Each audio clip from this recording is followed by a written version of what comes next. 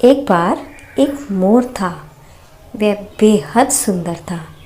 उसके पंख बेहद खूबसूरत थे। एक दिन झूम झूम कर बारिश हुई और मोर नाचने लगा। नाचते नाचते वह अपनी खूबसूरती को निहार रहा था, पर अचानक उसका ध्यान अपनी आवाज़ पर गया, जो कि बेहद बेसुरी तथा कठोर थी।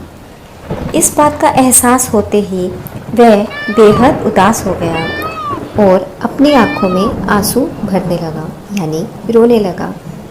तभी अचानक से एक कोयल भी गाती हुई सुनाई दी। मोर और उदास हो गया। उसको ये एहसास हुआ कि कोयल की आवाज़ तो कितनी मधुर है, लेकिन उसकी आवाज़ कितनी कठोर, कितनी रुष्ट। वह और उदासता की तरफ बढ़ता गया। वह सोचने लगा कि भगवान ने उसे सुंदरता तो दी, पर इतना बेसुरा क्यों बनाया।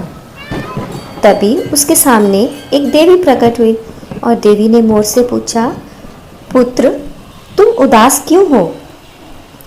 मोर ने देवी को बोला, मेरी आवाज़ कितनी कठोर है, इसीलिए मुझे अच्छा नहीं लगता। मैं तो कितना सुंदर हूँ। आपने मुझे सुंदर बनाया, किंतु मीठी आवाज़ नहीं दी। कोयल की आवाज़ कितनी मीठी होती है, लेकिन मेरी क्यों नहीं? यह बात मोर की सुनकर देवी हंस पड़ी और देवी ने मोर को समझाया, भगवान के द्वारा सभी का हिस्सा निर्धारित है।